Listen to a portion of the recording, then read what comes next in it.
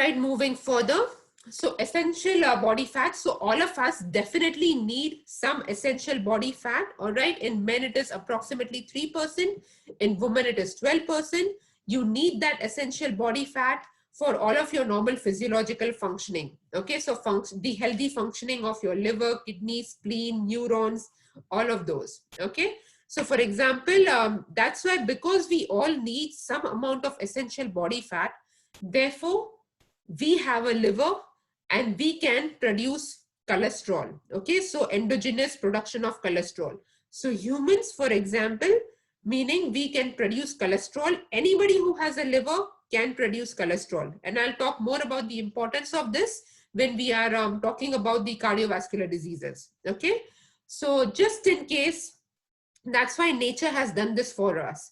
If our diet is deficient, say for example in the essential fats, of course essentials are essentials and you will only get it from the diet, but for your minimal survival functioning, that's why for us organically we can produce some amount of fat which helps us with our normal physiological functioning. Okay, so yes, that is why we have endogenous production of fat, which is your cholesterol.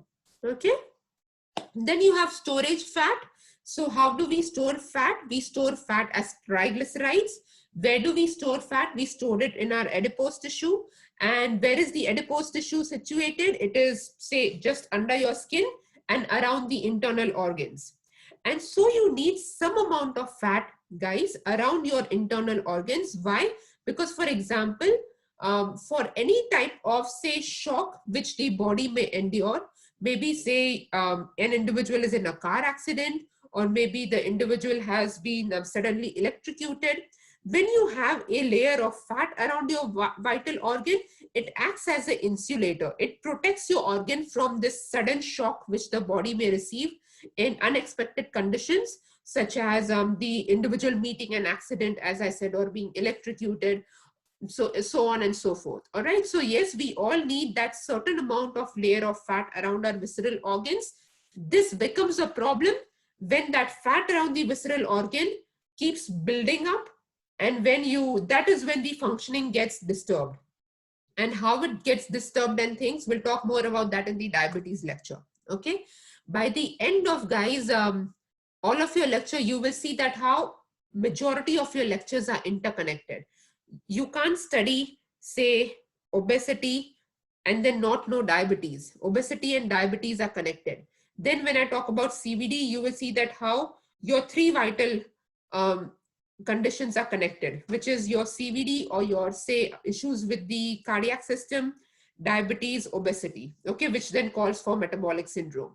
So gradually by the end of the lectures, you will see that by the end of semester, you will see how all of your lectures are interconnected and none of the disease conditions can be compartmentalized. You have to think of them as a jigsaw puzzle where everything is connected. You just need to fit the pieces in well. And guys, this kind of unit is very, very important, especially because a lot of you then progress to take Masters of Nutrition and Dietetics. When you are tailoring the diet plan for therapeutic conditions such as diabetes or CVD or obesity and things like that, you can't ignore the other organs or the other conditions. Okay, you then may have a patient who is obese, who has cardiovascular issues, who has diabetes, and whose kidneys are compromised. Okay, so then you have to consider so many multiple comorbidities and the various nutrients involved in designing a therapeutic diet. And therefore, this unit, nutrition and disease, is the foundation for you to study medical nutritional therapy. All right, and for the other individuals who may progress on to fields such as biomedical sciences or physiotherapy or occupational therapy, the basic understanding of diet and disease will help you a lot in understanding what are the other allied health professionals doing with your patient. For example, what is the dietitian doing with your patient? It will all make more sense to you when you have this foundational subject covered. All right, therefore this unit is so important in the area of health sciences. Okay, so yes, get used to having a lot of real life application tips in my lectures, because I always like to connect things such as, this is what you're studying, how is this going to be applicable for your real life? I do that a lot. And I do that a lot, especially in your tutorials when I meet you face to face, because it will all start making more sense to you this way. All right. So you won't feel annoyed that, why am I studying this? I'm never going to use this. No, this is one of the units that you will always be using it. Okay. If you are in the area of health sciences. Okay. So now getting back to the point. So then what is the approximate proportion of total fat in the body, which includes your essential fat and your storage fat? Okay. So your storage fat predominantly comes from what you are consuming in your diet, all right, what you're not using or burning out, all right, so therefore it is stored. Okay, so in average, on an average, in men this is 10 to 25%, and in women it is 18 to 30%. This is for the average for all of us. But when we look at athletes, this number is much more lower. For men, it is around, say, 12 to 18%. And for women, it is 16 to 25%. Okay. So depending upon the type of, say, the athletic field that they are in, this percentage can highly vary. Okay. So now that is sports nutrition, which I won't touch base into. But basically, we are talking more about in terms of nutrition and disease, or diet and disease for the general population. Okay. So for that, yes, this proportion stands true, which is for men 10 to 25 and for women 80 to 30. Okay, so now moving on to the concepts of hyperplasia and hypertrophy. So what is hyperplasia? It is increase in the number of fat cells in the adipose tissue. Okay, so it is and this is very important, guys. So that once your number of fat cells are defined by 6 months of age. Okay, so meaning even when after 6 months of age, when you have the number of fat cells which are say produced, grown and set, you can never reduce the number of fat cells in your body. Okay, so hyperplasia, once set, is set for life. Okay, so you have increase in the number of fat cells till 6 months of age. So when a baby is still 6 months of age, and then that is set for life. Hypertrophy is something which what we can work with throughout our life, meaning that is increase in the number of fat cell size. Okay, so for example, when you're storing a lot of fat in the body, not you as in you, please don't feel offended, all right, but that's just my way of explaining. Okay, so when you're storing a lot of fat in the fat cells, then the fat cell size expands, and this can expand up to 1,000 times its original size. Okay, that's the capacity of a fat cell. All right, and of course this size can decrease with weight loss. So you need approximately, say, 5% of weight loss for your fat cell size to actually decrease. Now, what is important over here to understand, guys, is that this is where from an ethnic point of view, these cultural things play a lot. So you know how everybody loves a chubby baby. Okay, so even among Caucasians, everybody loves a chubby baby. This is more true for ethnic populations, and I just speak from my own culture, the Indian culture. All right, so everybody loves a round, little, plumpy, chubby baby, and that chubby baby meaning high hyperplasia. Okay, so that chubby baby, you are setting that chubby baby for hyperplasia, meaning a lot of fat cells in the body. And this chubby baby, then when it becomes a teenager, you want that baby to slim down, trim down, tone down, so that the baby doesn't have, or now the teenager doesn't have complications as an adult. But the number of fat cells have been set now for life. Therefore, it is important for babies to also maintain a healthy weight, for you to guide them in like maintaining a healthy weight. Of course, you have to guide them as parents or as primary caregivers or caretakers, because you're setting them for hyperplasia otherwise. All right. So within 6 months of age, if the baby is maintaining a healthy weight and is showing a healthy growth trajectory, be happy with that, rather than having a very round, chubby ball baby, and then you're setting them up for overweight and obesity and chronic health disorders throughout their life. Okay, so that's not good. So yes, lean children is good to have. Okay, so yes, with lean children, the fat cell size will decrease after 6 months. okay, but not in obese children, okay, because as I said, with size, more overweight, more obesity, more is the fat cell size. But fat cell size is the only component which you will be able to modulate, regulate, or intervene, not the number of fat cells. Okay. So yes, and remember the thumb rule, very, very important. Excess amount of anything, excess amount of carbohydrate, protein, or fat in the body will be stored as triglycerides in your adipose tissue. This is called as lipogenesis. Guys, I cannot emphasize enough, and let me emphasize this in your first lecture itself, that nutritional biochemistry, you need to have a good foundation in nutritional biochemistry to do good or well in this subject, okay? So in terms of nutritional biochemistry, what is it that you need to have a good idea about?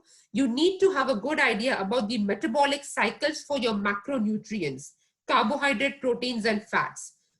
Meaning when I talk about glycolysis, glyconeogenesis, gluconeogenesis, TCA cycle, beta oxidation, lipolysis, you need to know what is it that I'm talking about, okay? Because with this unit, I won't be able to explain to you the metabolic cycles. That is what we cover in nutritional biochemistry. So if you're not confident in your nutritional biochemistry, please do read up on nutritional biochemistry, the three main macronutrients, carbohydrate, protein, and fat metabolism, okay? And if you find reading boring and textbooks don't make sense to you, Khan Academy or any other YouTube videos are excellent sources for you to visually learn about the metabolic cycles. Okay, but have a good foundation in nutritional biochemistry. The stronger your nutritional biochemistry, the more better will be for you for excelling in this unit. Okay, so at the end, why is this important, guys? Is because be it a keto diet or be it an Atkins diet or be it any sort of diet, at the end, if you're not burning out those calories, be it a low carb, high protein diet, keto diet, or be it a low carb, high protein, high fat diet, like an Atkins diet, anything, any extra calories which you're not burning out, okay, will be stored as triglycerides in your adipose tissue, okay? So that is the fundamental rule of your body. Your body is like, at the end, if you give me more and if you're not working out or burning it out, I'm just going to store it as fat. Okay, so it's as simple as that. All right, so now going on to regulation of body weight. So what are the various type of mechanisms in the body which help you to regulate your body weight? So first, very, very important is your innate cues of hunger and satiety. So what do I mean by that? For instance, my entire PhD research has been on innate cues of hunger and satiety in children, say from birth to 1 to 5 years of age. So guys, when babies are born, they have innate cues, all of us have, but children are, say, young infants, newborn babies and young infants, they are most sensitive to their innate cues of hunger and satiety, meaning they are conscious and they know when they need to stop eating, they know when they are hungry, and when they are full, they'll stop eating, meaning overeating or undereating is not really possible if you're sensitive to your innate cues of hunger and satiety. Research has also shown that infants who are breastfed, they are more sensitive to their innate cues of hunger and satiety, because see, with breastfeeding, you can't really force feed that infant. All right, so the infant will stop feeding on the mother's milk once the infant feels full. All right, but with bottle feeding, you can force the child to complete the bottle, because then you feel satisfied as a mother that, oh, okay, so now the child has had enough. Okay, but no, the more force feeding which you do, overfeeding which you do, the more desensitized you are to your innate cues of hunger and satiety. So yes, all of us have these innate cues of hunger and satiety.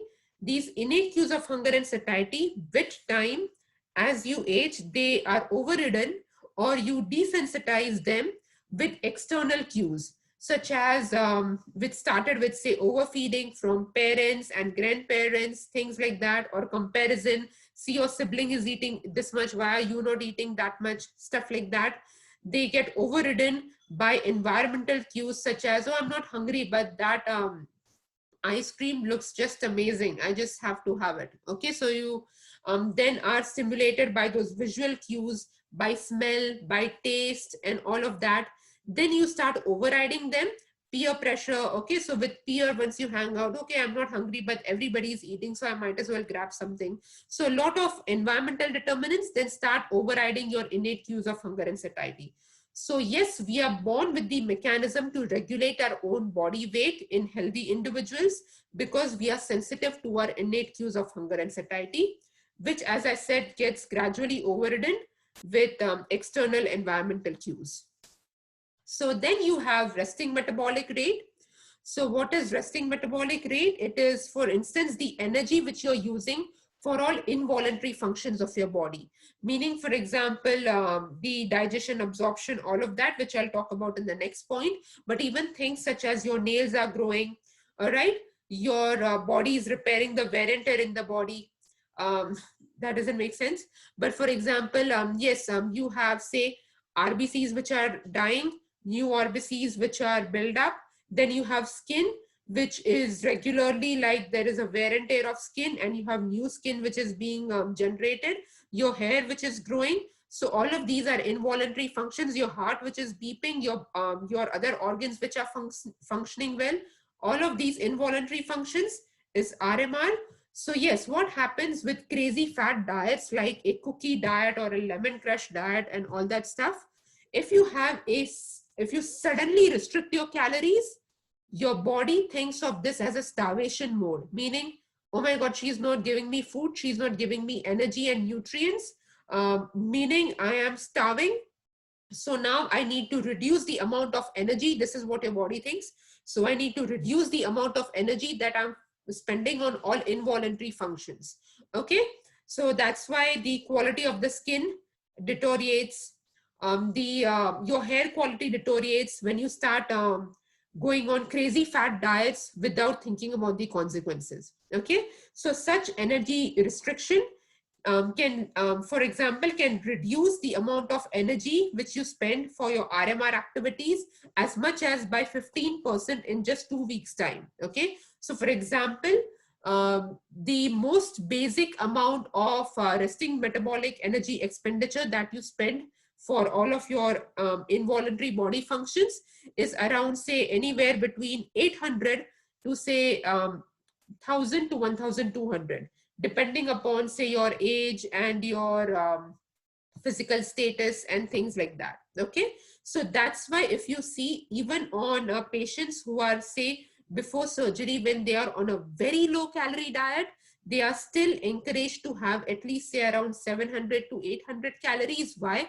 Because you want to maintain the most minimal body functions. Okay, so that is why it's so important to not go on crazy diets, because you're really messing up with your resting metabolic rate. So for instance, if I'm using those 700, 800 or around 1000 calories for maintaining my involuntary body functions, now when I go on this crazy cookie, lemon diet, whatever, all right, then what will happen is that my body will use much less calories for my involuntary functions. At one point, I was using around 800, say, to 900 calories for my involuntary functions. Now I may use, say, around 500 to 600 calories. Okay, because the body then starts conserving that calories, the minimal calories that you're giving, as fat, because it thinks because the body thinks it's starving, and you're starving your body, so it might as well save those calories for as fat for any future, say, starvation. Okay, so that is how your body reads those signal of sudden crash dietings. Okay, so yes, the other thing is, within the RMR, you have specific dynamic action of food, or thermic effect of food, or thermogenesis, dietary induced thermogenesis. So what does all of this mean? All these terms, what do they mean? It is the amount of energy which your body spends for digestion, absorption, assimilation, and excretion. Okay, so assimilation meaning metabolism, okay, to run all of your metabolic cycles in the body. Okay, so yes, so basically, so how much of energy do we spend for diet-induced thermogenesis? It depends because we generally have a mixed diet. It is not that we are having just protein at one time and carb at one time. For example, even if we have sandwich, it's a mixture of carbohydrate, protein, and fat, and obviously other micronutrients. So a mixed diet, in a mixed diet, you can say roughly that 10% of the total amount of calories that you consume in a day is spent for dietary induced thermogenesis. Okay. More complex the diet, the thumb rule is more complex the diet, meaning a diet which has a lot of, say, fiber, all right, soluble, non-soluble fiber, more energy your body has to invest in digesting it. Simple sugars like, say, candies, okay, that will be digested very easily. Okay, that's why you see carbohydrate has such a crazy range, 5% to 10%. 5% is things like simple carbohydrates, which doesn't really require a lot of energy for digestion, like simple candies or your simple processed foods and things like that. Okay, but that 10% is more for when you are having complex carbohydrates, which has a lot of fibers. All right. Protein, of course, it's very, very complicated to digest because see, with protein structure, if you see, you have the nitrogen compound in well, okay? And protein is the only one where you convert the ammonia into urea, okay? So protein as a nutrient is the only one which has a very complicated pathway where you not only have to digest it, absorb it, assimilate it, but the nitrogenous compound at the end is converted into urea and you're eliminating it from the body as urine, okay? So yes, protein has the highest amount of dietary induced thermogenesis in your complex diet, and fat is around 0 to 3%. Okay, so basically this is, say, the breakdown for nutrients in terms of resting metabolic rate for dietary induced thermogenesis.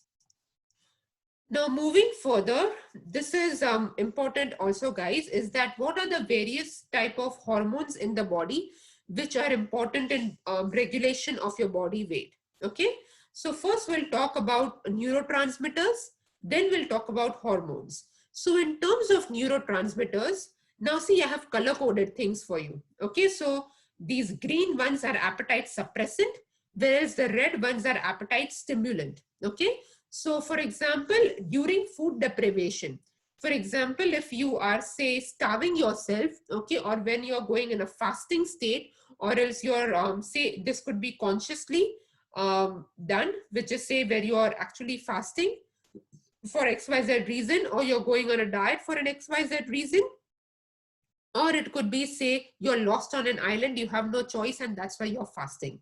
Okay, so in any case of food deprivation, okay, where your body is used to XYZ amount of caloric intake and now it is not getting that caloric intake, then what happens? Then you have a decrease in serotonin levels, and complementarily you have an increase in your neuropeptide Y levels. Okay, these are neurotransmitters, okay, which are produced by your neurons. Okay, so yes, you have a decrease in serotonin, you have an increase in neuropeptide Y level. What does this do? This increases your craving for high fat foods, sweet and sugary foods. All right, so these neurotransmitters are appetite stimulants, meaning it increases your craving to eat fatty foods or sugary foods. All right, guys, in your last lecture, which is a complimentary lecture, meaning it is not assessed for your exams, the very last lecture, which is gastrointestinal disorders. Why is it not assessed in your exams? Because it is so close to your exams that I don't want to burden you with, say, learning an entire new topic, which is, say, just 1 week before your final exams. So that's just me. I feel it's not fair. So in that, I'll talk about the newer research, which is on, say, the gut neurotransmittory system, where you say your gut has a brain of its own. Well, it is kind of true. Why and how, we'll talk more about that in the very last complimentary lecture.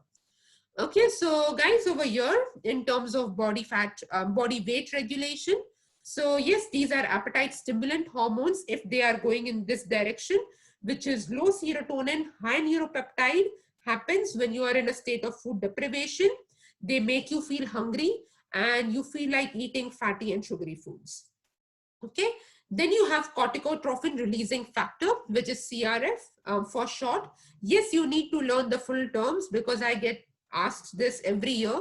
yes, you have to learn these full terms, okay? Because if you're working as clinicians, be it dietitians or be it physiotherapists or doctors in the future, these are the terms which you need to be acquainted with, okay? This is just the first 101 class for you to learn many more complex medical terminology in your space. Okay, so be it if you become doctors or if you become advanced dietitians, this is the first step. You need to learn these terms. Okay, so you have corticotrophin releasing factor. This is an appetite suppressant. So when we work out, when we are exercising, this neurotransmitter is released. Therefore, during the time of the workout, you don't feel hungry. Okay, so generally that should be the case. There are a lot of psychosocial issues behind this, because I do have certain clients who say that, but when I'm working out, I feel hungry. Well, then this is more psychosocial in nature for a lot of my clients, where the issue is, you know, when you're doing mundane sort of workouts, where you're just running on a treadmill, it's like you're physically doing something, but your mind is everywhere else. So yes, that type of workout, it is generally what I've seen these cues in my clients, patients, is that these type of workouts is when they feel hungry, is because your mind is not actually involved in that workout. So when I give them suggestions of changing their workout style, so like rather than just running on the treadmill, doing something like say Zumba or something which is more where you have to pay attention sort of a thing in between, that is when they say, oh yes, I didn't feel hungry at that time. Yeah, because your mind is involved, not just your body. Does that make sense? Okay, so yes, a lot has to do with, so this is what I'm saying in real life clinical practice. Not that you are, that this unit is preparing you in any ways for a clinical practice, but this is just to show you how things are connected for you in the future. All right, so in real life clinical practice, you have to consider a lot of psychosocial factors along with these physiological factors as well. So in summary, corticotrophin releasing factor, yes, that's an appetite suppressant. Okay, then you have thyroid hormones. How thyroid hormones can play a role in your weight regulation is what I'll show you in the next slide. But basically over here, guys, I would like to point out that with a lot of say individuals who find it very challenging to say for weight loss, this is something which is very, very important to ask as one of your questions is, have they ever tested for their thyroid hormones like thyroxine and thyroid stimulating hormone, TSH and things, T3 and T4? Because a lot of time, if there are imbalances in your thyroid hormone regulation, this definitely can have impact on weight. Okay, and how? We'll look at that in the next slide. All right. So for example, the condition which I'm talking about is hypothyroidism. Okay. So when individuals are having hypothyroidism, these individuals are more likely to gain weight easily. Okay. So why is that happening? All right. So what happens is that in your autonomous nervous system, okay, ANS. So with your autonomous nervous system, you can divide it into two ways, which is your sympathetic nervous system and your parasympathetic nervous system.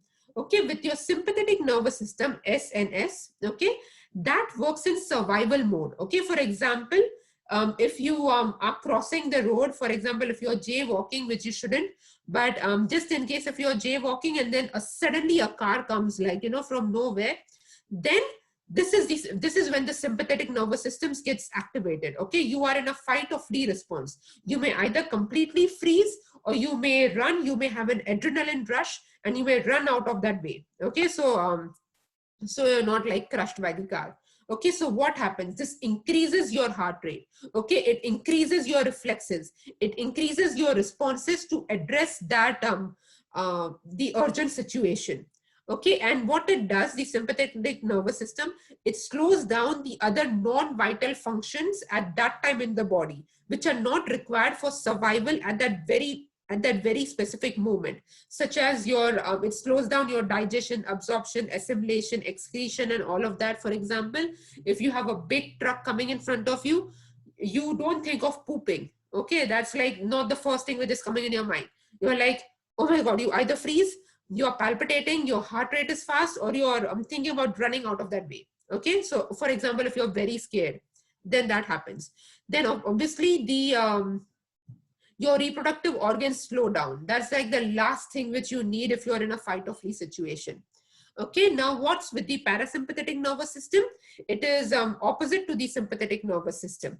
With the parasympathetic nervous system, you're in a relaxed mode, you're in a calm mode, which is what you are in, say, regular day-to-day life activities, where your heart rate is normal. Okay, so when I say decrease heart rate, meaning decrease heart rate in comparison to when your heart rate is high during your sympathetic response. Okay, so over here in a relaxed mode, you may have a normal regulated heart rate.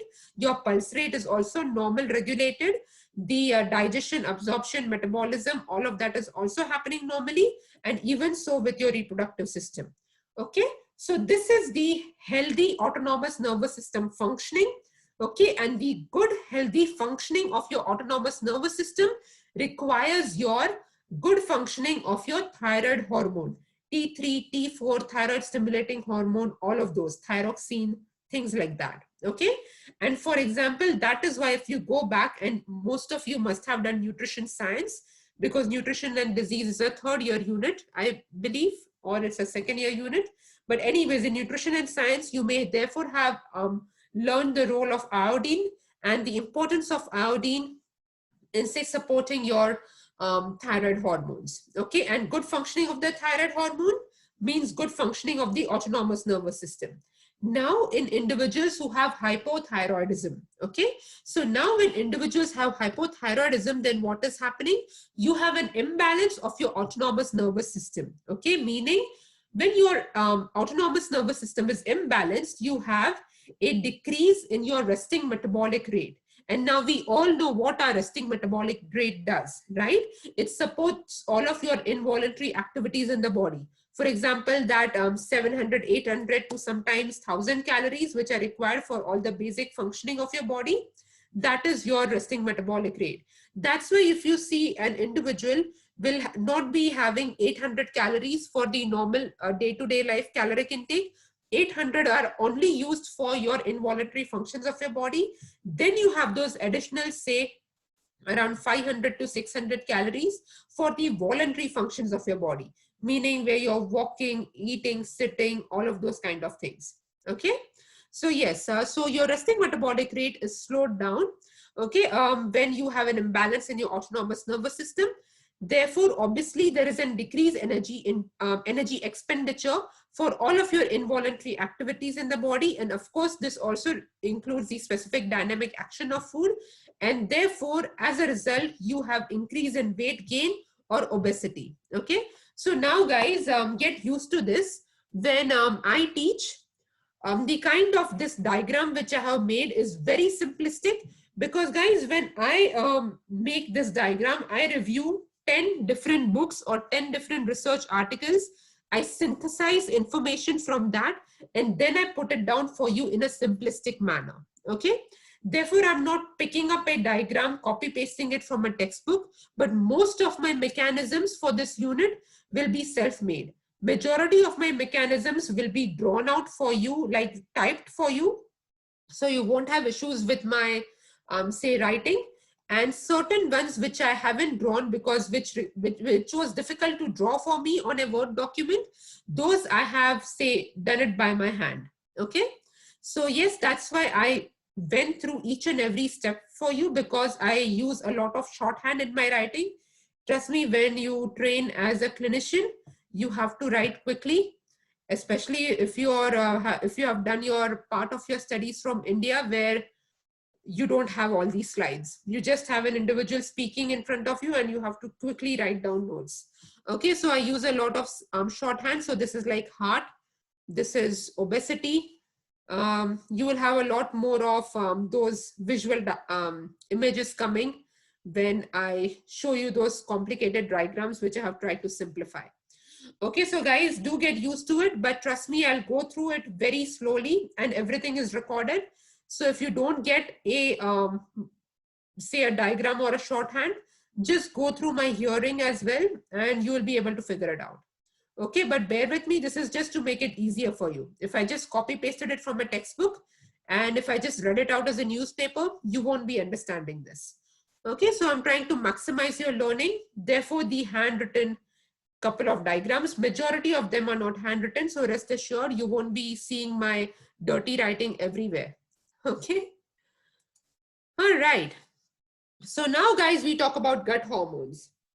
So this is where they are secreted by the neurotransmitter system, which is surrounding your gut, okay, your intestine. And as I said, when we say that my gut has a mind of its own, it is kind of true, and I'll talk more about it in the last lecture.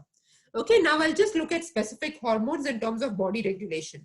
Again, guys, whenever I have these green color ones, these green color ones are appetite suppressant, and these red color ones are appetite stimulant.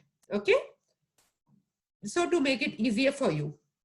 So now incretins, what does it do is it reduces gastric emptying rate. Okay, so meaning, for example, when you are eating food, okay, and when it goes into your tummy, incretin is released, and therefore the food takes its time, its due course of time. It doesn't like sit over there for 8 hours, but it takes its normal time for digestion and part absorption in the stomach, and then it gradually goes into your intestine. Okay, so it takes its time. The food stays for the regular healthy amount of time that it should stay in your stomach because of incretins. Okay, so that's why incretins is an appetite suppressant. All right, then what is released is cholecystokine. And CCK, cholecystokine, is the full form I have mentioned in those notes. You know how I said I always have these little notes, not after every slide, but for a couple of them. So you have the full form written in the notes. So this is called as cholecystokine. So when your food, now that was in your stomach, first goes into your duodenum. Okay, so duodenum is your first part of your intestine, right? So which is connected with your sphincter. All right. So when your food from your stomach goes into your duodenum, when food reaches the duodenum, this then activates the brain, and the brain asks to release cholecystokine. Okay, so cholecystokine is then released into your duodenum. Okay, again, cholecystokine is an appetite suppressant. Okay, so oh yes, I've written all of that. Okay, because see, I speak a lot from my memory. Like when you are learning nutrition for 10 years, it becomes like the back of your hand. Okay, so yes, I have written that. I just wanted to make sure that I have written the key points for you, which I have written that yes, so when cholecystokine is released in the duodenum, it sends the signal to the brain. And then, for example, what it happens, what cholecystokine does when I say it's an appetite suppressant, meaning hormones, gut hormones like incretins and cholecystokine tells your brain, now gradually stop eating because we have enough food in the stomach, and we have enough food now trickling down into the intestine. Okay, so when you're, for example, the first say bite which you eat will not stimulate incretin release, is what I want to say. Once your stomach senses I have enough in me and no more is required, it sends the signal, and gradually you start feeling full. Okay, so it's a gradual process. It is not like a switch on and off. Okay, similarly with cholecystokine. All right, so now moving further, we have glucagon. All right, so now with glucagon, again we would say it's an appetite suppressant. Why? Because what it does is that glucagon helps to release glucose for energy. All right, so for example, when your blood sugar levels are low, what glucagon does is that when so the brain senses your blood sugar levels are low, it activates glucagon, and glucagon then releases glucose for energy. All right, meaning you have your glucose stores as glycogen in your liver. Those are the first one to be targeted, and therefore you have quick release of glucose to maintain your blood sugar level. So basically glucagon is burning your sugars, your glucose stores for energy, meaning it is supporting weight management, and therefore it is reflective of an appetite suppressant, or meaning say weight regulation. I wouldn't call it appetite suppressant per se, but it supports weight regulation. Okay, weight management. Now insulin is partly appetite suppressant and it is partly appetite stimulant. How? We'll look at it over here. So now if you see insulin, Insulin, it promotes conversion of glucose into glycogen, okay, which is called as glycogenesis. All right. So we all know that once you eat and once your body, once your intestine starts releasing the glucose into the blood, what is the first thing which happens? Insulin comes into the place. Okay. So insulin is like your taxi. Okay. It's the taxi for glucose. So insulin comes into the picture. You have your glucose which sits into the insulin, the taxi, and then the insulin taxi takes this glucose to wherever it is supposed to take. The first place insulin, the most preferred place for insulin to take glucose is to your liver and store it as glycogen, as your glycogen stores. Okay, so you can think of glycogen as, say, a bunch of grapes. Okay, so each grape in those bunch of grape, they are called glycogen. Okay, those grape pieces, and those grape pieces are made up of glucose. All right, so when you need energy, one bunch of that, one piece of that grape is broken from that bunch, and that is how glucose is taken for energy production. But what does insulin do? Insulin, it promotes the conversion of glucose to glycogen, glycogenesis, all right? And then whatever extra amount of glucose which we have, as I said, be it extra amount of glucose, protein or fat in the body, everything will be converted to fatty acid stored as triglycerides in the adipose tissue. Therefore, insulin will promote weight gain if you have extra amount of glucose which is floating in your body even after the glycogen stores are replenished. All right. The other thing what insulin does is why it can be called as an appetite suppressant hormone as well, is that high insulin, it stimulates leptin production. Okay. So now how is leptin an appetite suppressant? Why is insulin an appetite suppressant in this case? Is because high insulin will promote leptin production, and leptin, the hormone leptin per se, is an appetite suppressant. How? We'll look at that in the next slide. Okay. So now remember, there are certain best friends in this unit. Okay. But they are very opposite in nature. Okay. So you have glucagon and insulin, which goes hand in hand. All right. So when you have release of glucagon, your insulin release is less. When you have release of insulin, glucagon release is less. Okay, so they work in the opposite direction. That's why glucagon is an appetite suppressant per se, whereas insulin at that time predominantly will become an appetite stimulant. All right, but insulin, as I said, has a dual role. Glucagon and insulin are best friends in this unit. Similarly, you have ghrelin and leptin, which are best friends in this unit. Okay, so for instance, with ghrelin is an appetite stimulant. All right, so how is ghrelin an appetite stimulant? For instance, you have high levels in individuals who are dieting. Okay, so ghrelin, they are it's in high levels in individuals who are dieting, and therefore it is released in greater amounts during food deprivation. You remember this is also the case with you have lower serotonin and high neuropeptide Y, which was the first thing which we covered. Similarly is with ghrelin. Okay, so high amounts of ghrelins are released when an individual is in a starvation state, in a food deprivation state. All right, so in a dieting state, you have ghrelin which is released, and when ghrelin is released, it acts like an appetite stimulant, meaning you start feeling hungry. Okay, that is what is meant by appetite stimulant or appetite suppressant. When I say appetite suppressant, meaning you stop feeling hungry, you start feeling full, you don't feel like eating anymore. But with appetite stimulant, you start feeling hungry. Okay, so now moving further, you have adipocytokines. Okay, now adipocytokines, these are hormones which are released by adipose tissue.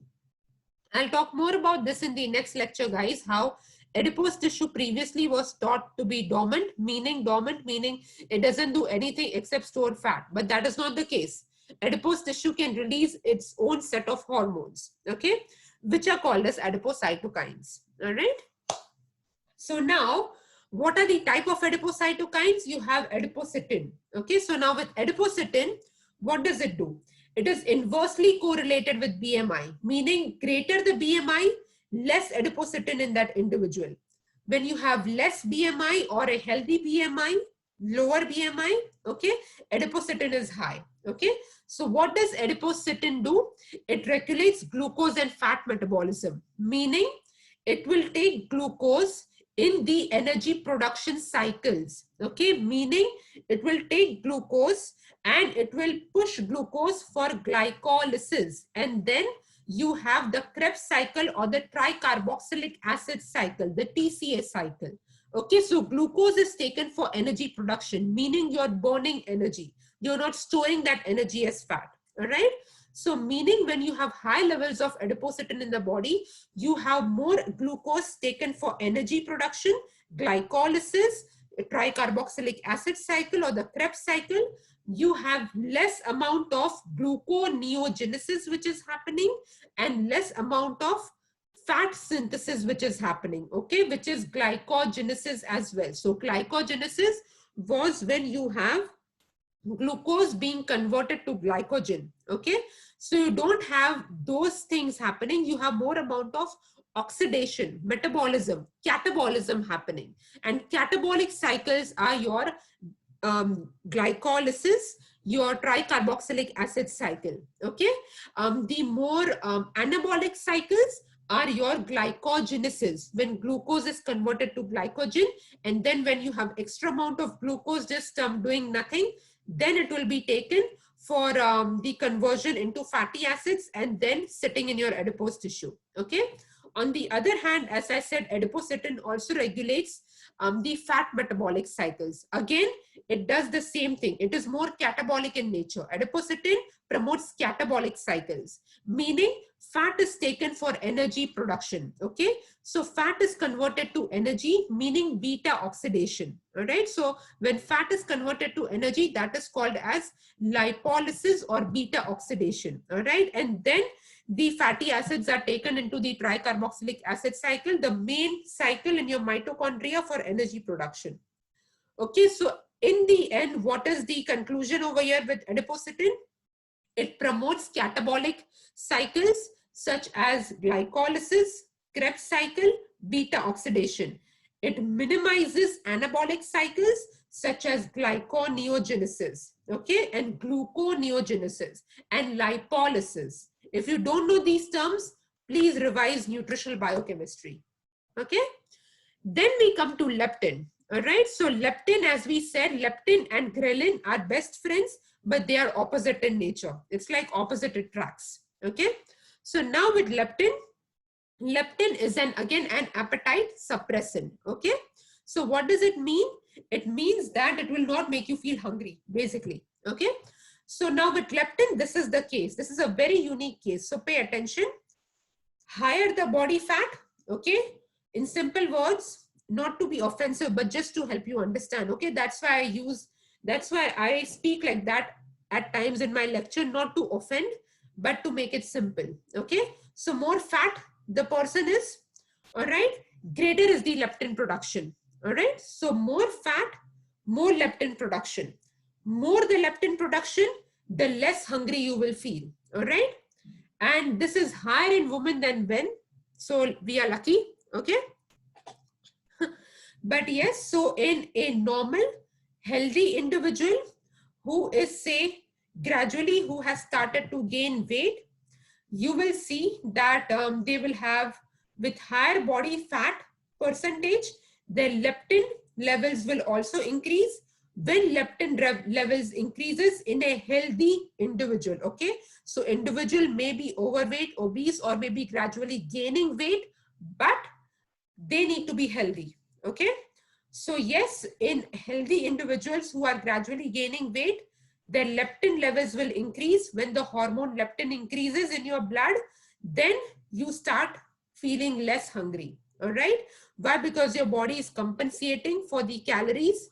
And this may even happen, guys, sometimes on a day-to-day basis. If yesterday you had a lot of calories, if you had a big feast, the next day you don't feel so very much hungry, is because you have enough amount of leptin which is floating in your body. and therefore you don't feel that hungry the next day. So it can even happen on a day-to-day basis. So leptin is a very say sensitive hormone. Okay, it's a good hormone. All right, all your hormones are good, but basically it's good for weight regulation. But now the question is, if this is the case, all right, which is if you're gradually started to gain weight, and if leptin is produced, and then you shouldn't feel hungry, then why do people become obese or overweight in the first place? All right, because nobody should, right? Because if there is enough leptin in the blood to make you feel less hungry, then why would you overeat? Not you as in you, but yes, why would people overeat and then become fat? Okay, so what is the reason? So this is the reason. Oh, I should be having that in one of these slides. Let me see, do I have it? Okay, it is because of leptin resistance. So it does come in the slides further. I just wanted to make sure that it does. So guys, so just remember over here for this slide right now is that even if there is sufficient amount of leptin in your blood to tell your brain to not make you feel hungry, why is it that individuals may overeat? It may be because of something which is called as leptin resistance. And we'll talk more about leptin resistance in the forthcoming slides. Okay, so now set point theory. So what is set point theory? So set point theory is, guys, I'll tell you in simple terms, when you have a certain weight, okay? So be it if you are underweight or be it if you're healthy weight, overweight or obese, okay? So now guys, I'll just say it once and for all so I don't repeat myself each time. I talk more in terms of you. So basically when you have, these online lectures, it is good for you to sense that, oh, okay, she's actually talking to me rather than she's not talking to like, she's not reading out of a newspaper. Okay, so it should make you feel that, yes, this lecturer is actually speaking to me. She's engaging with me. All right. So basically, hang on, I'm just getting some office update reminders over here. Remind me later. I don't want my entire system to just crash. I've recorded a fair bit of the lecture, so I might as well keep the recording safe. Okay, so yes, when I say you guys, because I talk a lot with you, it is more for personal engagement rather than making you feel offensive. Because just once it happened in my career that an individual did have diabetes, and because I kept on saying you, the individual felt offended, but I had no idea that the individual had diabetes. And even if I did have, it would no way be personal. Okay, so please do bear in mind, it is not like that. It is just that it's just a form of my engagement with you, because online lectures can become very boring. I don't want them to be. I want you to maximize your learning out of these online lectures as well. All right. So now with set point theory. Okay, so let me explain it to you in simple terms as I was doing previously. If you are underweight, healthy weight, overweight or obese, if you have been of a certain weight for a long period of time in your life. Okay, for example, I'll take my example, which is the best thing, the safest thing to do. So I am 52, all right, and my height is 5'4", okay, 165 centimeters. So now I'm in the healthy weight category, okay. So now for some reason, if I want to lose, say 2 kgs, okay, if I want to be 50, which is still in the healthy weight range, what if I'm participating in some athletic competition? I wish I was. I'm not that athletic. But yeah, I do love adventure sports, which is so crazy. Anyways, I'll talk about me later in the tunes when we do have an opportunity. But if, for example, I have been of 52 kg for, say, I think I have been 52 kg for a very long period in my life. I can't even remember. So maybe it's like for 15, 20 years, I have been this weight. Okay. So yes, I've been 52 kgs for, say, a very long period in my life. Now my body has been conditioned to this weight. Okay. This is called, how you call muscle memory when you're talking in terms of exercise. This is something like that. So this is like your body's memory about it's setting in this comfort zone that I have to maintain this 52 kgs because I have been 52 kgs for a very long period in my life. Okay. So now this works two ways. If I want to gain weight, which is, for example, for some reason, I want to become 54 now and not 52, okay, which is at the still in the healthy weight range, but still it is tilting a bit more towards the overweight side. But if I suddenly want to gain weight, my body will, if I do start gaining that weight, okay, my body after some time will again come back to 52. Maybe say again within a period of 3 to 6 months, it will again come back to 52. Similarly, if I want to lose weight, my body will again come back to 52, all right? Because this is the set point theory. Your body is accustomed to this weight. So basically, what am I saying? That anything which you're trying to do quickly, be it weight loss or weight gain, will not happen because your body is set in this weight.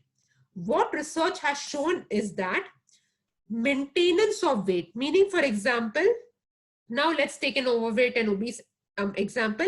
If an individual has lost, say, 10 kgs, and now that individual is 52 kgs, finally, after a lot of hard work, blood, sweat, and tears, okay, after say 1 year of weight loss, but remember that 1 year was actually only losing weight, okay? So after 1 year or 1.5 years of weight loss, that individual lost 10 kgs, but for the body to remember that this is the individual's new weight, you need to maintain that weight for at least a period of 2 years, anywhere between 2 years to 5 years.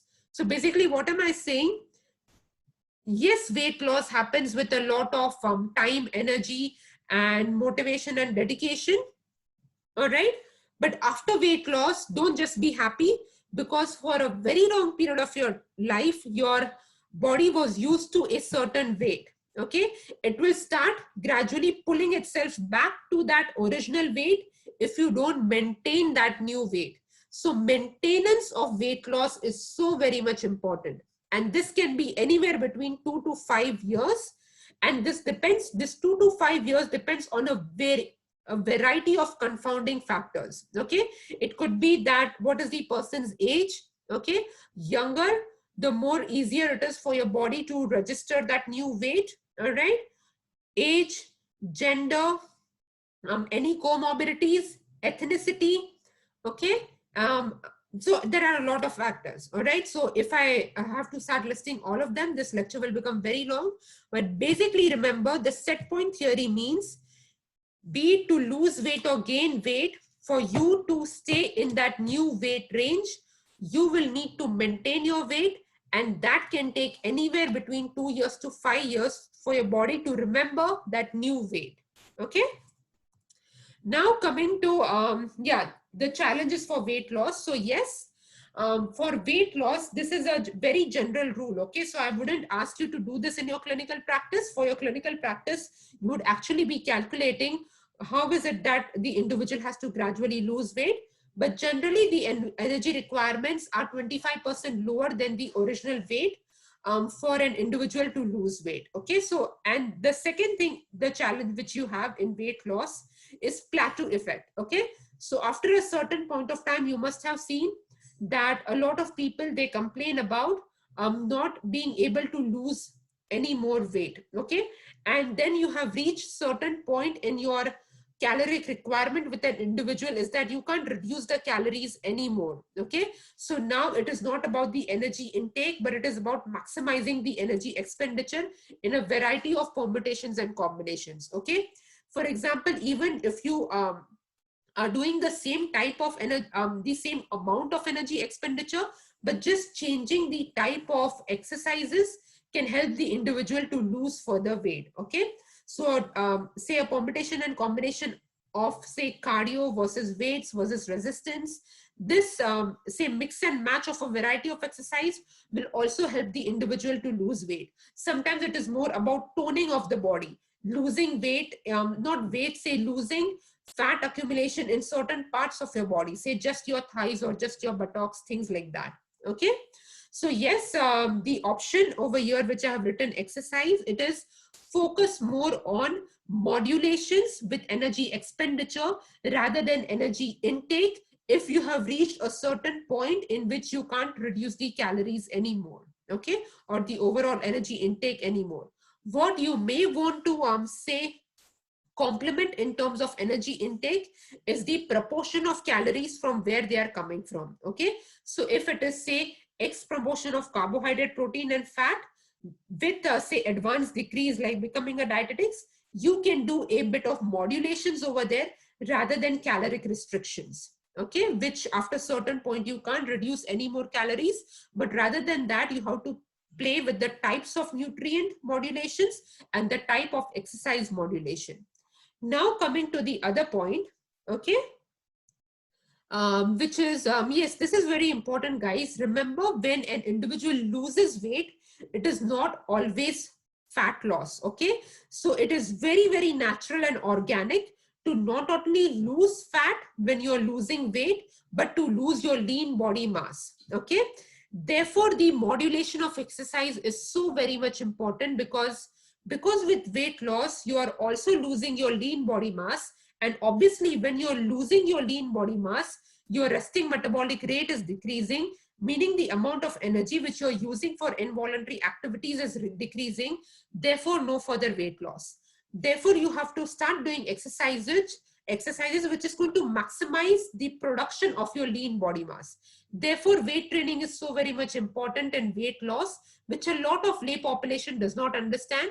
They feel that, oh, I am fat, I'll become more bulkier if I start doing weight training. No, that is not the case. Okay. So now, guys, the other thing is that there could be hormonal conditions as to why an individual may not be losing further weight. Okay. So now this requires more of medical management. All right. So one of the key conditions could be, say, hormonal conditions. As I said, if you have, say, thyroid issues, which can cause leptin resistance as well. Okay, so now I'm talking about leptin resistance. If you have hormonal issues such as hypothyroidism, which is a different case as to you will require a different clinical management for, say, weight loss with a hypothyroid patient. But if an individual who is, say, morbidly obese, they may have hormonal imbalances such as leptin resistance, so as to why they may not be losing weight. Okay, so now what is leptin resistance? So now again, my amazing diagrams, because this is very difficult to draw on a Word document. Okay, so therefore this is one of my diagrams like this. So now leptin resistance. So what is leptin resistance? Now see, in an obese individual, you have hypertrophy and you have hyperplasia. Okay, so as you know, hypertrophy is when you have increase in the number of fat cell size. Okay, so the fat cell size is expanding, and hyperplasia is when you have increase in number of fat cells. All right, so now in an obese individual, you have hypertrophy and you have hyperplasia. Okay, so now in this condition, what happens? You, as you know, more the body fat composition of the body, higher are the blood leptin levels. Okay, that was the thing which I taught you in the last slide. So yes, you have high blood leptin levels. Now in a healthy individual, who is gaining weight, what we saw was the brain will sense this high leptin levels. Okay, so the brain will tell you to stop eating. Okay, if this is what was happening in everybody, nobody would be gaining weight. Okay, but now what happens is that when you have leptin resistance, you have a lot of high blood levels of leptin, but your brain cannot sense this high blood levels of leptin. Therefore, you don't stop eating, you actually continue eating because your brain just can't sense these high blood levels of leptin. Therefore, increase in energy intake, therefore increase in obesity and overweight. All right. Now, why do you have this condition where the brain cannot see this high blood levels of leptin? Multiple mechanisms. I'll just point out the three most popular and the most researched ones. When I say popular, it is most research around it. Okay, so here, why do you have high leptin resistance? Is because of systemic inflammation. All right, so now what is inflammation? I'll talk more about that when I talk about diabetes. Okay, in the diabetes lecture, your diabetes lecture is all about inflammation. So that is where I'll talk about it. Right now, just remember Yes, when you have high level of systemic inflammation, like inflammation in your blood, when you have inflammatory markers floating in your blood, then yes, you have high leptin resistance. When you have high number of free fatty acids which are floating in your blood, where are these free fatty acids coming from? They are coming from your diet. Okay, that is one of the places, definitely, because of increased caloric intake. And you have endogenous fatty acid synthesis as well.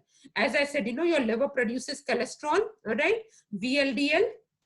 Okay, so that is where you have extra amount of free fatty acids in your blood. Okay, so two sources for the extra amount of free fatty acids floating in your blood, and this is more in case of overweight and obese individuals. Okay, then high, and this is a, say, a loop where high amount of leptin in the blood in turn causes leptin resistance. Okay, so these are the three key reasons as to why you may have leptin resistance in the first place. Okay, and because of leptin resistance, the brain cannot sense this, and therefore the individual keeps eating, increase in energy intake, increase susceptibility to overweight and obesity. Okay, so I hope this makes sense, the concept of leptin resistance. All right. So now, this is just, again, one of the things which happens with crash and fad diets, like that cookie, lemon, whatever diet, which you may have seen certain, it is said that certain celebrities follow it. But yeah, so basically any sort of quick weight loss which you have, all right, what you lose is more of your lean body mass rather than your fat mass in your body. Okay, and when you quickly lose that weight, as you have seen, your resting metabolic rate decreases. When you are messing your metabolic cycles in the body, guys, very bad. When your metabolism is messed up, when your resting metabolic rate is messed up, you're using less amount of calories for all of the metabolic functionings in your body. Okay, and then you're quickly more likely to gain that weight. All right, and what you gain is not, it is not easy to gain your lean muscle mass body. Okay, the lean body mass, what you gain is fat. All right, so this is what I want to show you. 2 kgs of fat will look this much, whereas 2 kg of muscle will look this much. Okay, so when you quickly lose weight, okay, so when you when individuals go on a cookie lemon diet, and when they see, oh amazing, I lost 5 kgs in 5 days, okay, yes, great, but what you're actually losing is firstly fluid. First thing which you're losing is fluid from your body. Then what starts breaking down easily is muscle. It's not so easy to break down fat. Okay, to break down fat, it has to be gradual, and you really need to have a good exercise regime. Okay, so what you quickly lose is muscle, but unfortunately, when you stop that cookie lemon diet, and what you gain back is fat. All right, so yes, 2 kg of fat, which will be much more bulkier, much more plumpier, and will be say accumulating a lot more of space in your body. Hyperplasia. Okay, so now I want to share with you the concept of epigenetics. Okay, so what is epigenetics? Now, as we know that a lot of the population around the globe, irrespective of ethnicity, etc., generally people now are more susceptible to overweight and obesity. And we have seen that you must have heard this a lot in the media and in the literature, that people are genetically more susceptible to obesity now. And one of the biggest gene responsible is the fat mass and obesity gene, the FTO gene. Okay, and this has come about. Why is it that today 90% of the population are genetically more susceptible to becoming overweight and obese?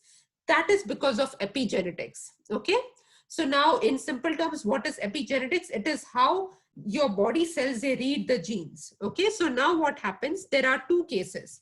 Now remember, epigenetics, the concept of individuals becoming susceptible to being overweight and obese, this epigenetics plays a role, predominant role during pregnancy. Okay, so when the fetus is developing, and then 2 to 3 years afterward. Okay, so you are susceptible to say your FTO gene being activated. Okay, from your pregnancy. Okay, from the baby being inside the body. Okay, from your fetal stage till 2 to 3 years after birth. Okay. So now what is happening is that, and this happens in both cases. Now, what do I mean by both cases? When you have mothers, for example, who are undernourished, okay, who are underweight, and for example, or they may not even be underweight, but they may have nutritional deficiencies, which is seen a lot with teen pregnancies from a Western country point of view. When I think about developing country point of view, a lot of mothers inherently are susceptible to undernutrition over there. For example, when I have worked in the urban slums of Mumbai, okay, so yes, they are susceptible to being undernourished. Okay, in developed countries, when I have worked, for example, when I've worked in United States, when I worked, and now when I'm working in Australia, so yes, you have reasons such as teen pregnancies, for example, where the mother may not be nutritionally balanced. Okay, so they may be nutritionally not well nourished. Now, when the mother is having nutritional deficiencies, or else the mothers, for example, a lot to do with teen pregnancy, where they are mindful about their weight and how they look even during pregnancy, therefore they consume low calories, for instance. So now in this case, when the mother overall is not receiving sufficient calories or nutrients, okay, it's not only calories, even nutritional deficiencies.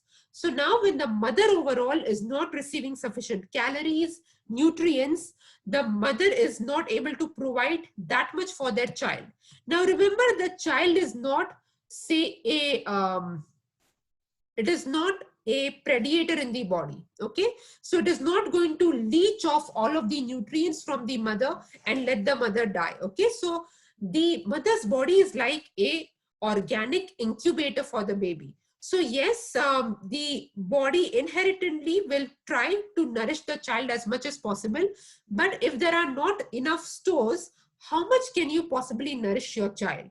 Okay, like your infant who is growing inside the womb. All right, so yes, when you have caloric deprivation during pregnancy, when you are nutritionally deficient for specific nutrients in pregnancy, what happens is that the child will not receive the sufficient amount of energy, nutrients for its own growth.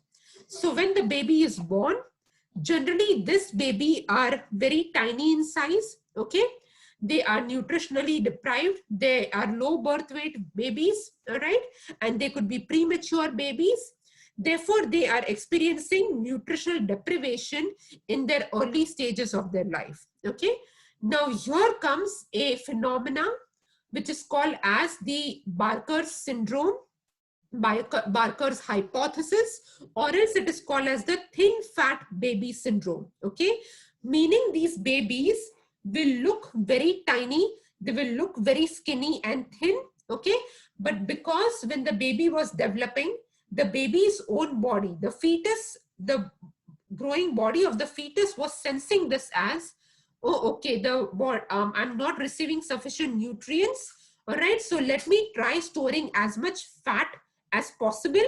Okay, so when I'm exposed to the environment in the future, so when I am born, I have certain fat stores to keep myself healthy. Okay, and to give me that catch-up growth. So these babies, the thin fat baby syndrome, these sort of babies, they look very thin, they look very skinny, but they have a lot of visceral fat around their organs. Okay, now these babies, when they are exposed to an environment which is of sufficiency, okay, or else their body, so most of the time what happens is that these mothers, once the baby is born, they may try to do the best, like any mother would try to do the best for their baby, try to feed their baby well, because their baby is looking so skinny and malnourished. They may not have sufficient food for themselves to eat, especially which I have seen in the urban slums of Mumbai, but they will make sure that their child receives enough. Okay, so the child is fed and fed. So for example, what is happening over here, you may have a lot of overfeeding which is going on, and these babies are genetically susceptible to put on a lot of weight and to make up for that catch-up growth, the growth which they did not have the opportunity to have gradually, smoothly when they were in the fetal condition. Okay, so this baby have a quick catch-up growth, but their bodies are very susceptible to put on extra weight all right? They are they easily ride their innate cues of hunger and satiety because of multiple reasons. Genetically, they are more susceptible to put on weight. Genetically, they are more susceptible to not be sensitive to overfeeding, all right? And the environment is such that when they look at that skinny baby, all they want to do is, parents, grandparents, they want to feed this child and to make it look round and plumpy. So you see a lot of environmental conditioning is also going on over here. But alongside that, these babies are genetically more susceptible to gaining weight because of the thin fat baby syndrome, Barker's hypothesis, minimal cues of hunger and satiety, sensitivity to cues of hunger and satiety. Okay, so now this happens with a undernourished mother, okay, or when this baby hasn't received the optimal environment to grow naturally, where there is intrauterine growth restriction. Okay, so the baby is, say, undernourished innately. Okay, now what happens? This is very obvious. Now what happens with overweight and obese mothers when you have a high caloric intake? Okay, so for overweight and obese mothers, yes, of course, they need to have gradual weight gain. There is certain amount of weight gain which is needed throughout their pregnancy period, but it is different from the weight gain for a healthy mother, healthy weight mother, or for a mother who is undernourished, okay, or underweight mother. But now if for a lay person, if you have a healthy weight, if you have an overweight mother, and if she thinks that she has to eat for two, and there is a lot of caloric intake, remember, and I'll talk more about this in the next lecture, overweight and obesity is a sublime condition of chronic inflammation, okay? So overweight and obesity is considered as a condition where there is chronic underlying inflammation going on, plus there is high amount of caloric diet which the mother is trying to eat for two, okay?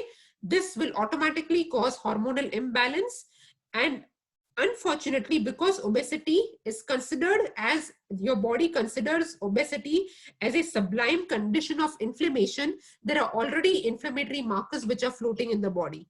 These inflammatory markers can cause hormonal irregulation, and these inflammatory markers, and coupled with hormonal imbalance, this can lead to the baby being more susceptible to having the FTO gene activated, the baby more susceptible to gain weight in the long run, the baby more susceptible to having desensitized the hunger and satiety cues. Okay, so these are the two conditions. So basically, irrespective of the mother being undernourished or the mother being overnourished, both of these children are at a high risk of having an activated FTO gene, and therefore at a high risk of becoming overweight and obese themselves in the future. This is called as FTO, the activation of FTO gene and epigenetics. Okay. So basically, this is, say, the genetic determinants of overweight and obesity. Now, moving further, one of the big questions which we have in the media and a lot of patients asks is, does low carbohydrate diet lead to weight loss, such as Atkins diet?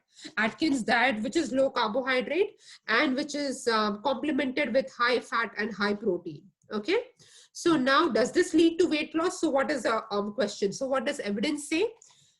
Yes, you definitely do see weight loss when you are on such diets, which is low in carbohydrate, or any such diet, guys, which is low in fat, or say just high in protein, things like that. So yes, even on an Atkins diet, for example, a low carb diet, you do see weight loss, all right? But this is the catch. There is limited evidence to show that there is a maintenance of weight loss. As I said, these are two different things. You may lose weight, but are you maintaining the weight? You remember the set point theory, if you don't maintain weight, you will come back to that original weight, okay? Or even worse, if it's a yo-yo effect, you may gain more weight, and what you gain is then fat, all right? So yes, over here, on a Atkins sort of a diet, which is a low carbohydrate diet, okay, or a keto diet, for example, just for regular, keto diet has been seen to work well with therapeutic conditions, medical conditions, certain sports conditions, but this we are talking about the normal regular average population? Is it possible for you to stay on a low carb diet throughout your life forever? For an average person? No, it isn't. Okay. So we are talking about the normal, healthy, average population over here. Please keep that in mind. All right. So yes, the normal, average, healthy population, they will see weight loss, but weight maintenance, there is very limited evidence. So firstly, on a low carbohydrate diet, what is the science behind it? On a low carbohydrate diet, basically, why you see weight loss on a low carbohydrate diet? Because you are restricting a lot of calories. Okay. So there is a calorie restriction, especially obviously, which is coming from carbohydrate. So the weight loss is because of calorie restriction. Okay. Not specifically because the diet is low in carbohydrate. Because they are having restricted amount of calories, automatically when you have low energy intake, you're going to see some weight loss. Okay. But now what happens is that, is maintenance of that weight loss possible on a low carbohydrate diet? That is the question. No, it is not, logically speaking. Why? Because when you have a low carbohydrate diet, guys, remember, your body organically will always use carbohydrate as its leading source of energy and burning of fuel. Okay. So when we humans talk about energy, that we burn energy, we burn, say, calories, we are talking about ATP. Okay. Adenosine triphosphate. That is the human form of energy. So what your tricarboxylic acid cycle gives you is X amount of ATPs. That is what we are burning as energy. All right. So when your diet is restricted in carbohydrate, what you're losing is, the first thing what is attacked is your glycogen stores. Glycogen stores which are there in your liver, glycogen stores which are there in your muscles. All right. Your glycogen stores are attacked, meaning glycogen is converted to glucose, glycolysis. All right. And this glucose is then taken for energy. All right. So the first thing what happens when you restrict carbohydrate, your body loves to burn carbohydrate for energy. Therefore, it will attack the glycogen stores. Now, when you look at the molecular structure of glycogen, you have a lot of water molecules which are holding the glycogen structure. All right. So when your glycogen is used for energy, you have a lot of fluid loss happening as well. So that weight loss which you see is because of fluid loss. It is not the fat which is being lost. Okay. So remember, guys, this is how the body is trained for a healthy, normal individual, average individual. I'm not talking about an athlete. All right. In athletic condition, the body begins to learn a different sort of a training, which is covered more in sports nutrition, which I'm not talking about. So for a normal average individual, when the average individual is on an Atkins diet, low carbohydrate, the first thing which your body does is attack glycogen stores and use that glucose for energy. With that use of energy, you have a lot of fluid loss happening. Okay. So what is the second thing which is happening? In an average individual, not an athlete, in an average individual, once your glycogen stores are depleted, because there are only so many glycogen stores that you can use, there is only a finite proportion of it. Okay. Then your body starts burning protein for energy. So what you see is muscle loss. And as I said, muscle as a weight is much more heavier compared to fat. We saw in that diagram as well. So yes, when you stand on the scales after an Atkins diet, an average individual will be very happy because they will see weight loss. But that loss is because of fluid, and now that loss is because of lean muscle mass. All right. So yes, you start losing protein for energy, but then your body senses that, hang on, the individual is not giving me carbohydrate. I can't just keep using protein for energy. That is not a very effective resource. That's not the best nutrient to use for energy. It's very expensive because all of your cellular structures in the body are made of protein. So your protein is needed for cellular synthesis, for tissue wear and repair, and no other nutrient can do it, macronutrient. All right. So yes, your protein is needed for more vital functioning, a synthesis of your RBC, WBC, etc. You can't use fat for synthesis of RBC, WBC. You need protein. The organic structure of your cell is protein. Okay, so then your body stops using protein for energy. Now it will start using fat for energy. All right. So yes, when you use fat for energy, all of us, we know that when fat is used for energy, you have the production of ketone bodies. Okay. So now these ketone bodies, they are, which you see, they are very similar. You have the three main ketone bodies. I'll talk about them a lot in your diabetes lecture. But yes, these are the ketone bodies which you see in the fasting state. Okay, so for example, when an individual is on that crash dieting, cookie diet, lemon diet, whatever, when you check their blood, they have ketone bodies. Similarly, on a Atkins diet, which is a low carb diet, and now fat is being used for energy, when you test their blood, you will see ketone bodies. Okay. So when you are, the way to excrete ketone bodies is via urines. Okay, so in urine you are excreting the ketone bodies, and this requires a bit of energy, calorie consumption, burning as well. Okay, so yes, you have a minor weight loss, say promotion over here, because you are burning that calories out by excreting ketone bodies. Okay, and ketone bodies organically are an appetite suppressant. So yes, you do see, say, weight loss in an Atkins diet or a low carb diet. It is all because of your burning fat. You are excreting ketone bodies, which calls for energy consumption. Ketone bodies in blood are organically an appetite suppressant, so you feel less hungry. But remember, your body cannot stay in a ketotic state for a prolonged period of time. All right. So that's why people are not on a low carb diet for all of their life. All right. They stay on a low carb diet, and then once they lose weight, they come back to the original diet. All right. Your body cannot stay in a ketotic state for a very, very long time, because this is very burdening for the kidneys as well. All right. You cannot be in a ketotic state throughout your life. So what happens is that, just in case if you are having excessive amount of ketone bodies in your blood, all right, this can lead to ketoacidosis, all right, which can lower the pH of your blood, make it more acidic in nature. And ketoacidosis can result in coma and death. Okay. Therefore, a lot of individuals, if they don't know how to regulate their diet, their nutrient intake very well, they can lead to a ketotic state. All right. But this is in extreme conditions. Secondly, of course, your kidneys are taxed, because the kidneys has to do extra work for excreting those ketone bodies.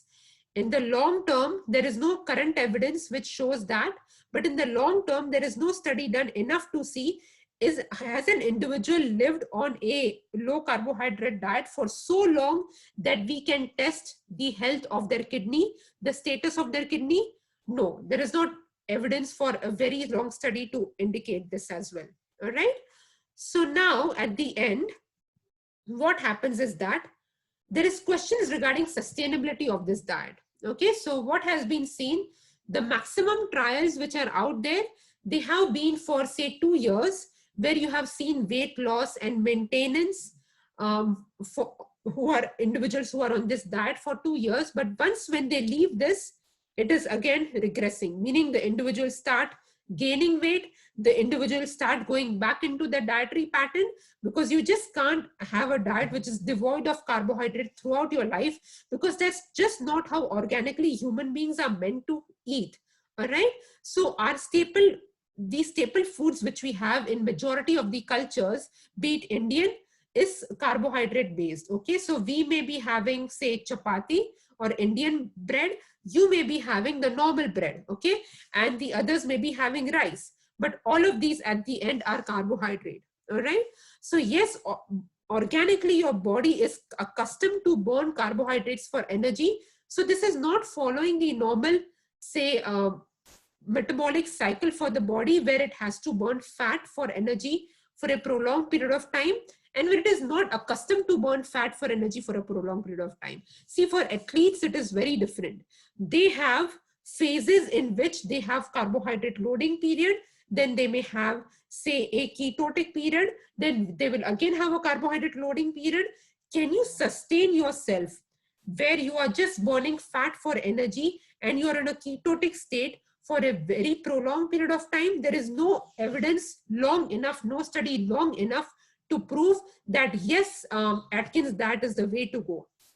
Also, there has been worries and speculations about what about Atkins diet. Yes, we are talking about high proteins and high fats, right?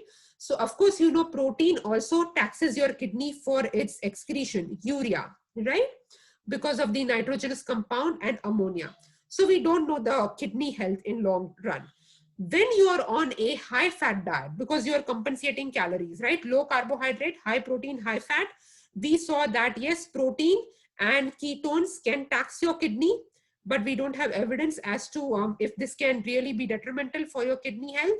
The other thing is overall having a very high fat diet. This has raised questions about heart health, cardiac health. So Atkins diet, cardiac health in the long run, is this sustainable? So guys, the questions are a lot around sustainability of this diet rather than simply weight loss. Yes, you will see weight loss on this diet. You will see weight loss on any crazy diet, even on these fat diets. But what is the question is the sustainability. And apart from sustainability, as I said, what is this doing for your metabolic cycles? Like, you know, for your RMR, resting metabolic rate, especially those crazy, those cookie cutter diets. Okay. So these are the questions to keep in mind while thinking about these issues. All right, now moving further is fructose. Now fructose is called as the sweet poison. Okay, so don't worry. Firstly, let me clarify this for you. Most of you will freak out by seeing this biochemical cycle over here. No, you don't have to learn this entire metabolic cycle. Okay, but just for your FYI, this cycle over here where I'm hovering my mouse, this one, this is glycolysis. Okay, in case those who haven't taken nutritional biochemistry, this cycle over here is glycolysis. Okay, when glucose is burnt for energy, and then if you see after glycolysis over here, citric acid cycle, which is the Krebs cycle, which is where you get a lot of energy. ATP is your energy. All right. So now fructose is called as the sweet poison, meaning fructose is also responsible for weight gain in the long run. And why fructose is not sustainable source of say nutrient for weight loss. Okay. So now over here, you see this enzyme phosphofructokinase. Okay. So now what happens is when you are consuming glucose, the predominant pathway for glucose in need for energy is that glucose can be taken into the TCA cycle and it will be used for energy. You will have some amount of glucose, which will be then converted into VLDL, later on triglycerides stored as adipose tissue. Okay, so yes, glucose will contribute to endogenous production of lipid, VLDL. But if you see, if the body requires energy, if it's in a catabolic state, if it is in an energy deprivation stage, glucose will quickly be used via the TCA cycle to give you energy. The most favored pathway in us human beings to give us energy is taking glucose and converting it into energy. This just happens intuitively in our body. Okay. In case if we need further energy, this internal fat which is being synthesized, lipogenesis, VLDL, which is being done, this will undergo beta oxidation. It will give you energy. So basically at the end, what am I saying? Glucose organically in the body is a quick source to give you energy. Okay. It will take that fat, okay, glucose, which is converted to fat now because it was all in an extra amount, that can go into beta oxidation and give you energy. That is the most preferred pathway for glucose. Okay, I'm talking about preferred pathways over here. For fructose, what is the preferred pathway? So now for fructose, if you see, we don't have this rate controlling step, phosphofructokinase, in which you take glucose for energy. Fructose, if you're having pure fructose, like fructose corn syrup, concentrated forms of fructose, what happens? Fructose is converted, the most preferred pathway I'm talking over here for fructose is to promote endogenous fat production, lipogenesis, which is the synthesis of VLDL, okay, over here. So the most organic pathway for fructose is to go under fat production. Okay, so fructose being converted to fatty acids, all right, endogenous fat production of lipids, VLDL. That is the most preferred pathway. Because some of you may ask, you have fructose with hexokinase, it can go into fructose 6-phosphate, and therefore fructose can also be used for energy. Then why is it? But look at this, there's a dotted line over here. It is not a preferred pathway. Majority of the fructose will lead to the endogenous production of lipids in your body. Similarly with glucose, majority of your glucose will burn out to give you ATP because that's the most preferred pathway. All right. So intuitively for fructose, what it will do is it will give you lipogenesis, all right, endogenous production of fat, all right, and therefore increase in VLDL levels, increase in triglyceride levels in your blood. And why is all this happening for fructose? Because it does not have phosphofructokinase. If in the fructose metabolic pathway, if it organically had phosphofructokinase, then yes, it would directly result in the burning of fat, fructose burning of fat. But that does not happen directly over here. All right. So the most organic thing for fructose to do in the body is fat production. All right. In simple terms. So now, early on, what had happened was fructose had received a lot of attention in research.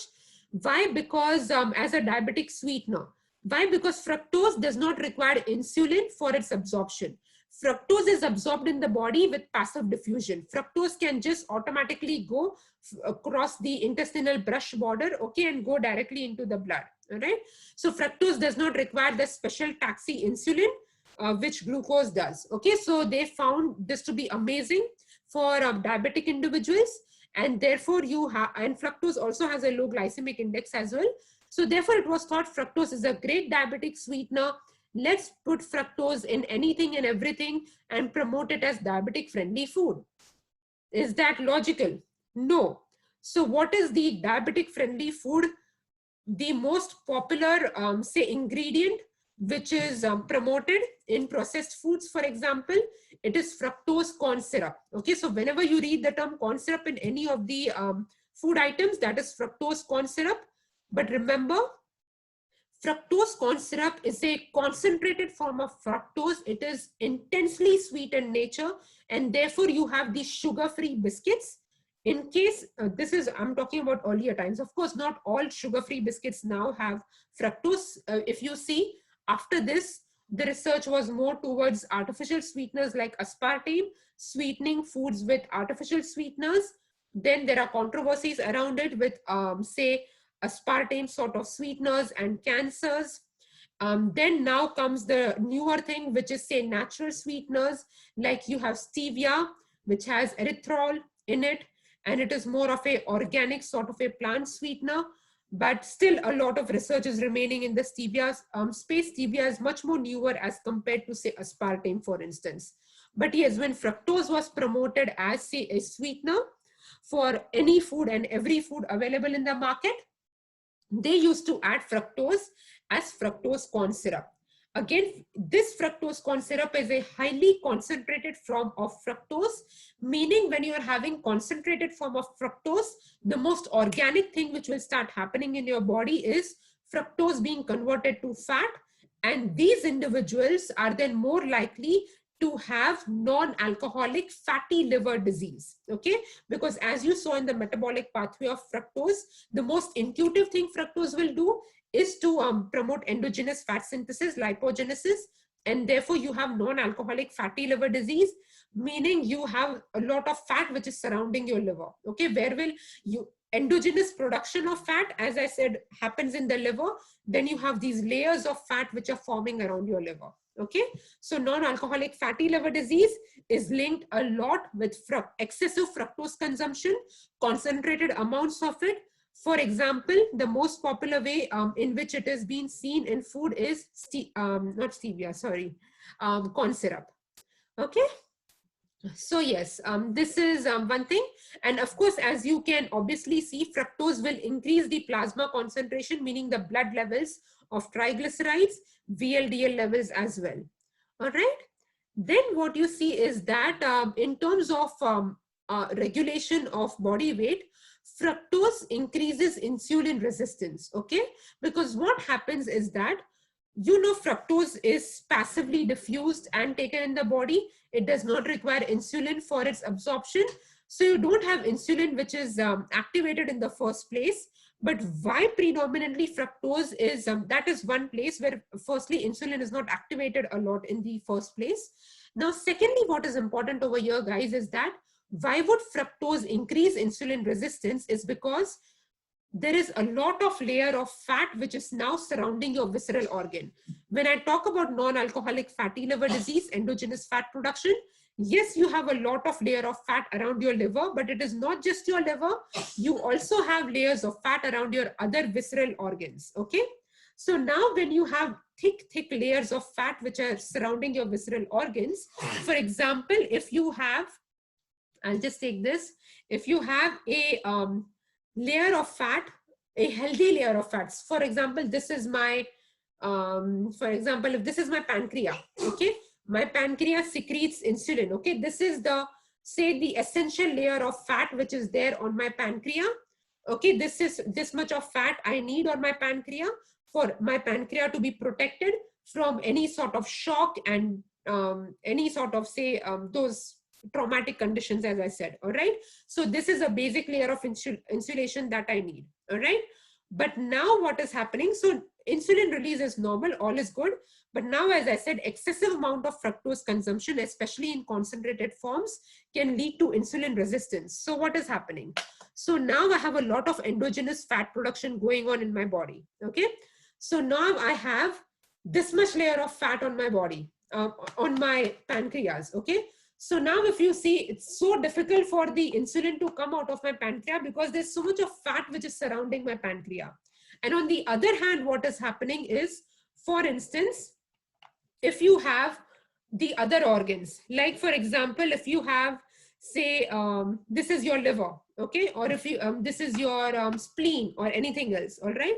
So now insulin resistance works both ways. So yes, you have limited, there is a challenge in appropriate amount of insulin being secreted in your blood from pancreas because of the thick layer of fat, which is causing insulin resistance, all right? The other way what is happening is insulin resistance is that you have difficulty with insulin being attached to the insulin receptor on all of the other organs as well, all right? So if this is my liver and the insulin needs to attach to the insulin receptor, which is there on the surface of my liver cells, okay?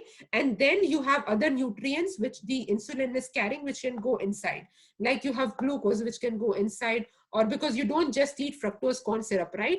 You may have all other form of carbohydrates as well. For example, even if you have a sandwich, what is bread? Bread at the end is starch, amylose, amylopectin. When that is broken down, you have glucose molecules. Glucose molecules sit in your insulin and they are now traveling in the blood. Now you have a difficulty for insulin to be attached to the insulin receptor, all right? So this is causing insulin resistance on the other hand, all right? So you have, this is called insulin resistance, where the glucose cannot go inside because of this insulin resistance. Okay, so this is the concept of insulin resistance, guys. Insulin resistance is opposite to insulin sensitivity. I'll talk more about this in the diabetes lecture. I have to leave out, you know, some mystery for you to attend the next lecture. Okay, so guys, this is insulin resistance for you. So yes, you have fructose, which causes endogenous fatty acid synthesis, and this can lead to insulin resistance, and you know exactly how. You can have challenges with insulin secretion, and you can have challenges with insulin uptake as well, all right? Then you have high fructose, which is when you have high fructose in the body, in the blood, it can lead to high uric acid formation, and uric acid high levels can lead to kidney issues, and it can lead to gout as well. So where is uric acid being formed? If you see over here, fructose, in the fructose metabolic pathway, you have uric acid being formed. Okay, so I won't go into the details of the metabolic pathway, but yes, you have uric acid over here, which is being formed. So high fructose, concentrated amount of fructose can lead to uric acid, high uric acid, therefore gout, therefore kidney problems. All right. And high fructose can, because it is leading to insulin resistance can also lead to high levels of inflammation in the body, systemic inflammation. Systemic inflammation can lead to a lot of oxidative stress. And I'll talk more about inflammation in the diabetes lecture. All right.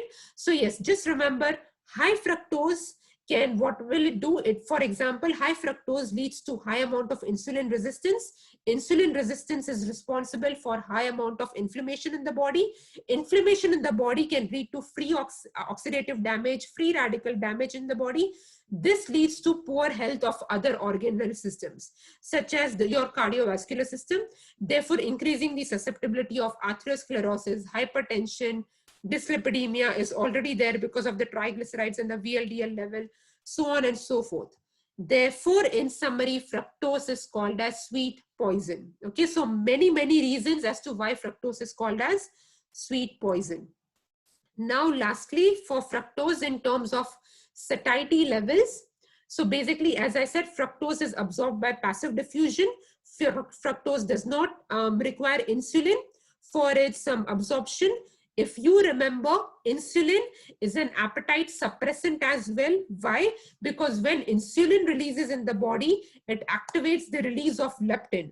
And when leptin releases in the body, it senses your brain and your brain tells you to stop eating. Okay. But none of this is happening because insulin never got released in the first place.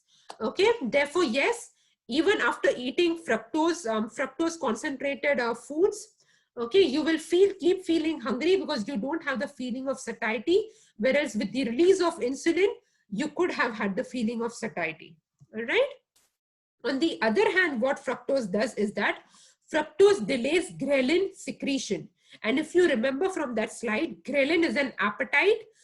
It is an appetite stimulant. Okay. So when you are in a deprived state, when you're feeling hungry, in a starvation state, like I am feeling, because I haven't had, I think I had something at 8 a.m. and then I haven't had anything. And now it is, yeah, now it's 1:15. So I need to have something. So yes, when you are hungry, okay, ghrelin is being released. Okay, and then when you start eating, ghrelin automatically starts subsiding. But now with fructose in the picture, the subsiding of ghrelin, the deactivation of ghrelin takes time. And therefore what happens, you are more likely to overeat. All right, you're more likely to keep eating more because you don't feel that satiated because ghrelin is still active. All right. So yes, at the end, these are the mechanisms as to how fructose, it say promotes hunger. Okay, it does not make you feel full. It does not make you feel satiated. And therefore you have increase in caloric intake and therefore more likely to be susceptible to weight gain and overweight and obesity.